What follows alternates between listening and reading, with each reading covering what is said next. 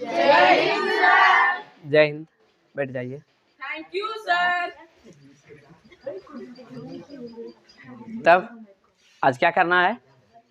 Math practice. तब शुरू किया जाए। चलिए,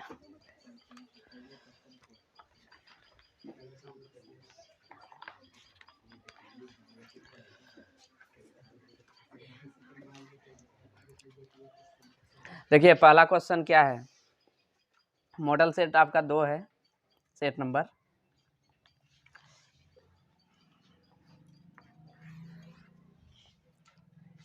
एक शंकु की ऊंचाई 12 सेंटीमीटर। शंकु का ऊंचाई कितना है? 12 सेंटीमीटर। शंकु की ऊंचाई 12 सेंटीमीटर है, ठीक। और आधार की त्रिज्या कितना है? आधार की त्रिज्या, त्रिज्या को किससे सूचित करेंगे? आर से। और ऊंचाई को रे? एच से। त्रिज्या दिया हुआ है आपका 3 सेंटीमीटर। तो शंकु का आयतन पूछा है। शंकु का आयतन बताइए। शंकु का आयतन क्या होता है? सूत्र बताइए। 1/3 पाई आर स्क्वायर एच। घन इकाई। घन इकाई क्या बन जाएगा? क्या करेंगे? 1/3 पाई का मान क्या रखा जाए? 22/7। आर का मान 3 का वर्ग कीजिएगा, यानी 3 गुना 3 लिख सकते हैं। एच कितना है रे? 12। तो ये आपका कितना हो जाएगा? 4। और गुना कीजिए। 22 तिया 66, 4 तिया 12। 66 गुना 12 कीजिएगा तो कितना होगा? बरछाक 72। अब बरछाक 72 और 7 792। और घन इकाई किसमें था? सब सेंटीमीटर में ना। सेंटीमीटर क्या होगा? क्यूब। अब देख लिया जाए क्या ये ऑप्शन में है। साइन π/3 का मान होगा π/3। पाई का मान रेडियन में कितना होता है बताइए? 180। तो इसका मतलब है कि π/3 जो पूछा है, साइन π/3, ये इसका वैल्यू बताइए। तो क्या हो जाएगा? साइन 60 का वैल्यू पूछा जा रहा है। किसका वैल्यू पूछा जा रहा है? साइन 60 का। तो साइन 60 का वैल्यू नहीं जानते हैं? क्या होता है? √3/2। ये होगा आंसर। चलिए, मूल बिंदु से 4, -5 की दूरी। मूल बिंदु से कोई बिंदु का निर्देशांक जो है वो है 4, -5। इसका दूरी बताइए। तो सबसे पहले हमें ये बताइए कि मूल बिंदु से किसी बिंदु की बीच की दूरी ज्ञात करने के लिए क्या सूत्र होता है? √x² + y²। तो आपका x नियामक कितना है? 4। और अब प्लस ये -5 है, तो -5 का क्या वर्ग। तो कितना हो जाएगा? 16 प्लस 25 -25 होगा। ये ऐड कीजिएगा तो कितना हो रहा है? √41। यही हो गया। अच्छा, ये बताएंगे आप लोग, किसी बाह्य बिंदु से वृत्त पर खींची गई स्पर्श रेखा की लंबाई होगी समान या बराबर, ठीक। अच्छा, दो बिंदु दिया हुआ है, उनकी बीच की दूरी निकालना है। निकाल लीजिएगा। लेकिन वो संख्यात्मक वैल्यू है नहीं।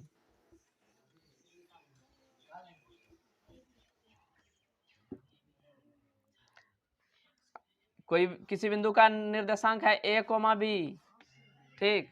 और दूसरा एक बिंदु जो है वो है -a, -b। तो बताइए, इन दो बिंदुओं के बीच की दूरी ज्ञात कर लीजिएगा। दूरी सूत्र जानते हैं? चलिए, कोई लिखाइए क्या होता है। √x2 - x1, इसका क्या होल स्क्वायर, अब प्लस y2 - y1 का होल स्क्वायर, मात्रक। तो क्या कीजिएगा? x2 कितना है?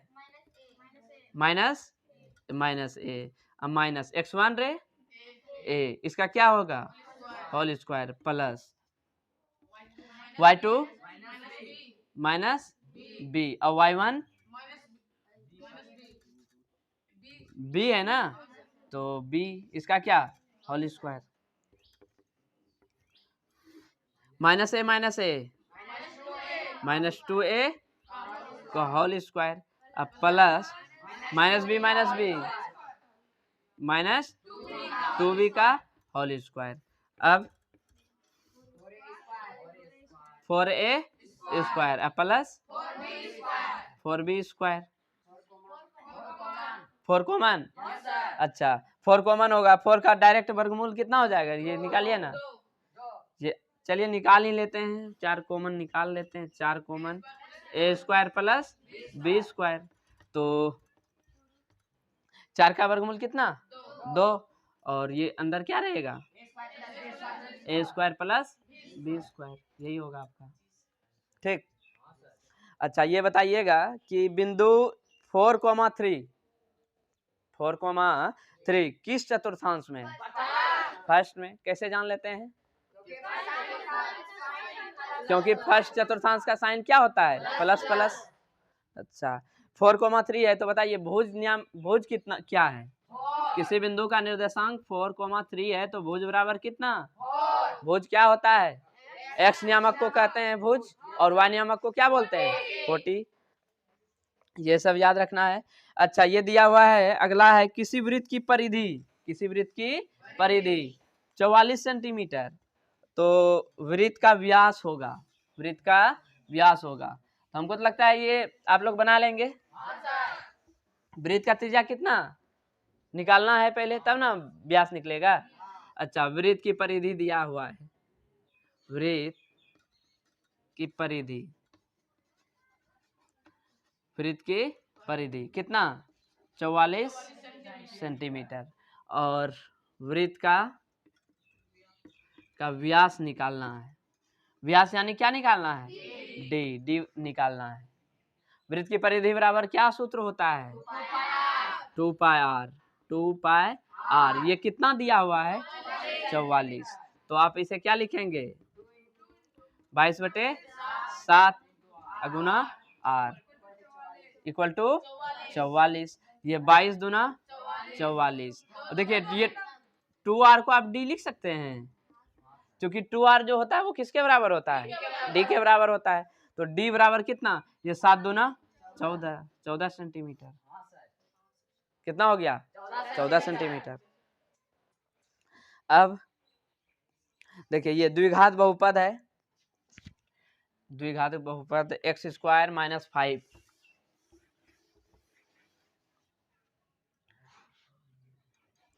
एक्स स्क्वायर माइनस 5, इसका शून्यक निकालना है, निकल जाएगा। अच्छा द्विघात बहुपद के कितने शून्यक 2 शून्यक, और मूल कितने हल कितने 2, 2 घात वाले बहुपद को क्या कहते हैं अच्छा इसका शून्यक निकालना है, तो शून्य के बराबर, अब ये किस में तब्दील हो गया बताइए, तो आप इसे क्या कहेंगे समीकरण में, ये समीकरण हो गया, तो आप इसे क्या कर सकते हैं एक्स स्क्वायर बराबर प्लस 5, और स्क्वायर हटाइएगा तो क्या हो जाएगा रूट, और ये प्लस और माइनस दोनों मान्य होता है, तो एक बार क्या लिखिए √5 और, तो इस तरह का क्वेश्चन काफी बार पूछा गया है। भाज्य दिया है ए, भाज्य क्या है ए, और भाजक दिया है भाजक बी, और इसके लिए जो है ए बराबर बी क्यू प्लस आर, ठीक। तो आर के लिए कौन सत्य है, आप लोग को बताए होंगे यूक्लिड विभाजन एल्गोरिथम, ये ना बताए थे, तो इसमें यूक्लिड विभाजन एल्गोरिथम में क्या होता था, क्या बताए थे कि 0, ये आर जो होता है 0 से क्या होता है बड़ा, और 0 के बराबर, और बी से क्या छोटा, बी क्या है आप जानते हैं ना,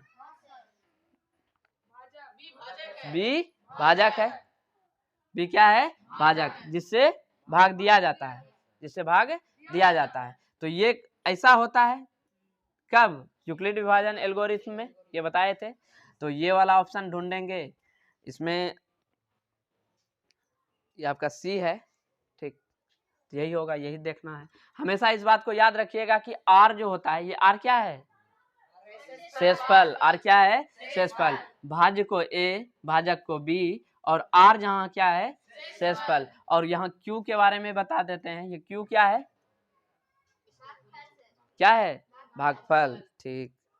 तो आर हमेशा क्या होना चाहिए, या क्या होता है, 0 से बड़ा या 0 के बराबर, और ये आपका भाजक से छोटा, ठीक। अच्छा, ये बताएंगे निम्न में कौन अपरिमेय है, परिमेय अपरिमेय के बारे में पता है ना, बताइए। तो 5/5√2, बताइए ये क्या है, कैसी संख्या है, अपरिमेय संख्या। अच्छा, कैसे, क्योंकि ये 5 कटेगा 1/√2, ये कौन सी संख्या, अपरिमेय संख्या। अच्छा, ये बताइएगा तो 3√2/√2 ये कौन सी संख्या है, परिमेय संख्या। अच्छा, क्यों, तो ऐसे क्वेश्चन को ध्यान से पढ़ना है कि क्या पूछा है, ठीक, तब मारना है, नहीं तो गलती हो जाता है ऐसे में। देखिए 40/12, 40/12 ये क्या, कौन सी संख्या, परिमेय संख्या, और ये अपरिमेय संख्या। हालांकि यहाँ पर है आपका 196, बताइए ये कौन सी संख्या। तो इसमें क्या पूछा होगा, निम्न में कौन अपरिमेय है, क्या पूछा था, अपरिमेय। तो बताइए इनमें से कौन सा अपरिमेय हुआ, ये पहला नंबर ना, ये आपका अपरिमेय हुआ, ठीक। चलिए नेक्स्ट क्वेश्चन है आपका, x² + 2x + 4 का शून्यक जो है, इसका शून्यक अल्फा और बीटा हो तो अल्फा इंटू बीटा का मान, इसका शून्यक है क्या, अल्फा और बीटा। तो अल्फा इंटू बीटा का मान पूछा जा रहा है, किसका मान पूछा जा रहा है, अल्फा इंटू बीटा। तो बताएंगे कि यहाँ किसको दर्शा रहा है ये अल्फा इंटू बीटा, मूलों के गुणनफल को, मूलों के गुणनफल को। तो मूलों के गुणनफल बराबर क्या सूत्र होता है रे, C/A, जहाँ C क्या है, अचर संख्या, और A क्या है, x² का गुणांक। तो बताइए C इसमें कितना हो जाएगा, 4, और A जो है किसका कोफिशिएंट, x² का कोफिशिएंट, x² का कोफिशिएंट आपका कितना है, 1, तो कितना आया, 4। ये अल्फा इंटू बीटा का वैल्यू कितना, 4, मूलों का गुणनफल। अगर यहाँ पूछा रहता मूलों का योगफल तो बना लेते, सूत्र याद रखिए, क्योंकि सूत्र इंपॉर्टेंट है, और सूत्र याद नहीं तो आप अंधे के समान है, ठीक। और आपको पता होगा कि अंधा बगुला क्या खाता है, कीचड़, ठीक। तो कीचड़ खाना है या फिर मछली खाना है, हैं? क्या खाना है, तो बताइए कौन बता सकते हैं, ये क्या होगा, संपाति, क्या होगा कैसे जांचेंगे, तुलना करना होता है, क्या होता है, A1/A2 बराबर B1/B2 और C1/C2। पहले इस पे तुलना करेंगे ना,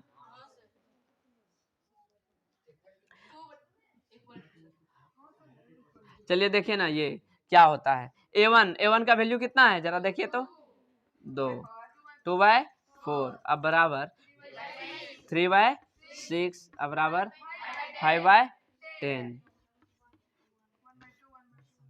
ये कितना हो रहा है रे, 1/2। देखिए सब यही इसी फॉर्म में आ रहा है ना, A1/A2 बराबर B1/B2 बराबर C1/C2, इस फॉर्म में आ रहा है। तो इसका मतलब है क्या, ये समीकरण युग्म क्या है, संगत है। कैसे जानेंगे संगत है, तो याद रखिए जिसका हल निकलता है वो क्या होता है, संगत, और जिसका हल नहीं निकलता है तो वो संगत। और इसका कितना हल होगा ऐसे केस में, अपरिमित रूप से अनेक हल। अगर यहाँ पूछा रहता इसका हल होंगे एक, अनेक, ये कोई नहीं, क्या होगा? अनेक हल होगा।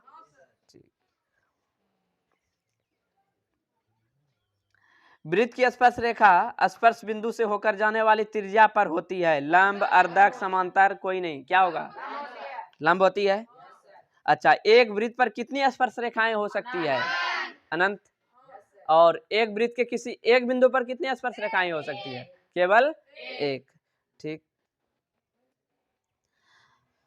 अब वृत्त के बाहर कोई एक बिंदु है, वृत्त के बाहर एक बिंदु है, ठीक, वहां से कितने स्पर्श रेखा खींच सकते हैं वृत्त पर? दो, केवल दो ही। अच्छा, अब वृत्त के अंदर कोई एक बिंदु है तब? कोई नहीं। ठीक, ये सब याद रखना है। चलिए देखिए, ये इससे पहले भी पढ़ चुके हैं। बिंदु, ये दो बिंदु दिया हुआ है, नहीं ठीक था।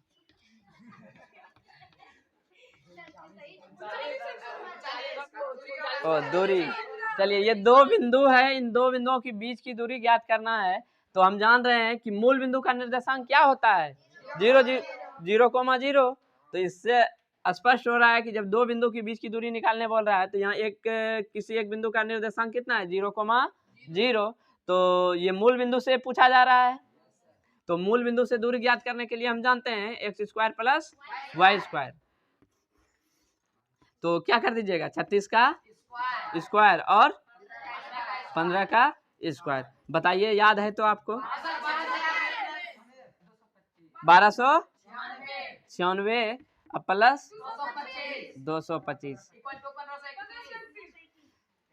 1521। इसका वर्गमूल कितना आता है? 39। तो ये हो गया, देख लीजिए एक बार, ठीक है ना? अच्छा, तो ये तो हो गया। अच्छा अच्छा, बताइएगा तो अभी किसी एक से पूछेंगे। mx2 प्लस nx1 बटे m plus n and my2 plus ny1 बटे m प्लस n। बताइए ये क्या चीज है? विभाजन सूत्र, सेक्शन फार्मूला। ठीक, तो ये n देखकर नहीं घबराना है, आपको पहले ही हम बता चुके हैं कि यहाँ अगर ये भी हो सकता है m1 x2 plus m2 x1 बटे m1 प्लस m2, ये भी हो सकता है। अच्छा, यहाँ पर m1 y2 plus m2 y1 बटे m1 प्लस m2। तो ये क्या चीज है? अंतःविभाजन सूत्र। ठीक, ऑप्शन रहेगा बाह्य, तब बाह्य वाले में क्या होता है? यहाँ माइनस हो जाएगा। यह अंतःविभाजन सूत्र है। ठीक, संरेखी त्रिभुज का क्षेत्रफल होते हैं, क्या होते हैं? 0 होते हैं। अच्छा, किसी एक से पूछते हैं, अगली बार विशाल बताएगा। द्विघात समीकरण, कोई द्विघात समीकरण है, ठीक, हम लिख रहे हैं x² minus bx plus c equal to 0। तो जहां a does not equal to 0, a does not equal to 0, तो x के मान होंगे। तो x बराबर क्या होगा? बताइए तो, लिखाइए x बराबर क्या होगा? तो minus b plus minus root under b² minus 4ac बटे कितना? 2a। ये होता है, लेकिन यहाँ देखना ये है कि यहाँ b का वैल्यू कितना है? माइनस b है। क्या है? माइनस है। तो ये क्या हो जाएगा आपका? प्लस हो जाएगा। ये क्या हो जाएगा? प्लस हो जाएगा। अब b², तो यहाँ फर्क नहीं पड़ेगा, क्योंकि माइनस है, तो वर्ग कीजिएगा तो क्या हो जाएगा? क्या हो जाएगा? प्लस हो जाएगा। b² माइनस 4a, का मान कितना है? a ही है, और c का वैल्यू c ही है, अब बटे 2a। तो ये हो गया, समझे? ठीक, चलिए नेक्स्ट है आपका कोई एपी है, ठीक, उसका प्रथम पद दिया हुआ है ए, कितना दिया है ए, प्रथम पद ए दिया हुआ है, और सार्व अंतर जो है सार्व अंतर डी दिया है, ठीक। तो पूछा है कि एनवा पद होगा, कौन सा पद, एनवा पद। तो एनवा पद यानी एन, तो एन के लिए ए प्लस गुना डी। देखिए यहाँ तो प्रथम पद ए और सार्वंतर डी दिया, तब ये हुआ। अगर बोला रहता, मान लिया जाए कि प्रथम पद दे दिया जाता क्या सी, प्रथम पद सी, और सार्वंतर दिया हुआ रहता ई, तो क्या होता, तो आप क्या करते, प्रथम पद के जगह पर सी रखते और n-1 और डी के जगह पर क्या रखते, ई रखते। तो ऐसा कुछ क्वेश्चन भी पूछा जाता है, ठीक। एपी का प्रथम पद एवं सार्वंतर डी है तो एन पदों का योग, सेम वही चीज है, ठीक। अगला क्वेश्चन भी वही है, प्रथम पद ए दिया हुआ है और सार्वंतर डी दिया हुआ है। अब पूछा है एन पदों का योग यानी क्या क्या पूछा जा रहा है, एस एन, पदों का योग यानी एस एन पूछा जा रहा है। बताइए कोई, गुलशन बताएगा। n/2 into 2a plus n-1 into D, ठीक, यही ना होता है। अच्छा, सार्वंतर इतना का 11वां पद। देखिए कोई एपी दिया हुआ है, ठीक, एपी है आपका -3 -1/2 कोमा 2, क्या कीजिएगा, कौन सा 15वां पद निकालने के लिए बोला जा रहा है ना, तो 15वां पद कैसे निकलेगा, ए 15 ना, बताइए ए बराबर कितना है -3 और डी बराबर कितना है, डी निकालने के लिए क्या करेंगे, a2 - a1, या अगला पद घटा पिछला पद, तो -1/2, अब माइनस कीजिएगा 3, ये बदल जाएगा प्लस में, और आप इसे घटाएंगे तो कितना हो जाएगा 5/2, कितना आ गया 5/2। अब आपसे क्या पूछा जा रहा है, ए 15वां पद, यही ना पूछा जा रहा है। आप इसे A15 को क्या लिख सकते हैं, a प्लस 14d, तो आप ए का वैल्यू बताएं -3 अब प्लस 14 अगुना कितना रहे 5/2, 2 सते 14, 7 पचे 35, अब 35 में 3 क्या हो जाएगा 32 आया आंसर। सभी वर्ग आपस में होते हैं, सभी वर्ग क्या होते हैं, समरूप। अगर बराबर भुजा वाला 2 वर्ग है तो वो दोनों वर्ग क्या होंगे, सर्वांग सम। चलिए बहुत अच्छा, क्या सर्वांग सम और समरूप दोनों होंगे। चूंकि हम जानते हैं कि नहीं, सभी सर्वांग सम आकृतियां समरूप हो सकती है, पर सभी समरूप आकृतियां सर्वांग सम नहीं हो सकती, जानते हैं ना। आप लोग केमिस्ट्री में भी पढ़े होंगे, क्या पढ़े हैं, सभी अयस्क खनिज होते हैं, सभी खनिज अयस्क नहीं हो सकते। चलिए 3, ये त्रिभुज के भुजाओं का शीर्ष दिया हुआ है, तो त्रिभुज का केंद्रक का नियामक, अरविंद आपको बताना है कि त्रिभुज के शीर्ष का जो है नियामक दिया हुआ है, त्रिभुज के शीर्ष का नियामक दिया हुआ है, ये x1 y1, ठीक, और दूसरा बिंदु है वो x2, y2, और तीसरा बिंदु का निर्देशांक दिया है x3, y3। ये त्रिभुज के तीनों बिंदु का निर्देशांक दिया हुआ है। आपको बताना है कि त्रिभुज के केंद्रक का निर्देशांक क्या होगा, x1 plus x2 plus x3 बटे 3 और y1 plus y2 plus y3 बटे 3। सही है रे, चलिए बहुत अच्छा है, यहाँ कोमा होगा, ठीक।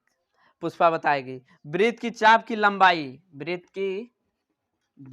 उसकी चाप की लंबाई बराबर क्या? अब क्या होता है? थीटा बटे 80 पाई आर। अच्छा सही है रे। ठीक है, अगर थीटा बटे 360 लिखते और 2 पाई आर लिखते तो उससे अच्छा क्या है कि थीटा बटे 180 ही लिखेंगे, अब पाई आर लिखेंगे। इकाई या वर्ग इकाई? इकाई। ठीक, अगर आपका ये ऑप्शन में नहीं मिले, ये ऑप्शन में नहीं मिले तो आप क्या ढूंढिएगा? थीटा बटे 360, थीटा बटे 360 और 2 पाई आर, ये आपको ढूंढना है। ठीक, अगर ये चीज नहीं मिले तो ठीक, बैठ जाइए। वलय का क्षेत्रफल कौन बताइएगा? सुजिता बताएगी। वलय का क्षेत्रफल, वलय का क्षेत्रफल पाई इंटू बड़ी आर स्क्वायर माइनस छोटी आर स्क्वायर वर्ग इकाई। ये किसका क्षेत्रफल है? वर्ग, हाँ वलय का क्षेत्रफल। अच्छा रुकिए, ये आपका वलय का क्षेत्रफल है। ठीक, और अगर ऑप्शन में वो चीज है रहेगा नहीं तो क्या पता कर सकते हैं क्या रहेगा? क्या? पाई इंटू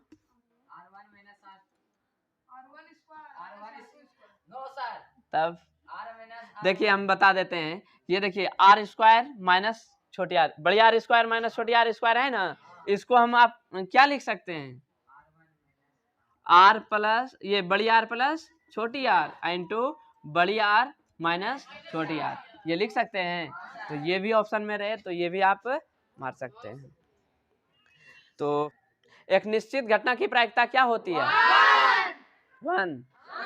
वाह, और एक असंभव घटना की प्रायिकता 0। ठीक है, आज इतना ही रहने दीजिए, बाकी दूसरे दिन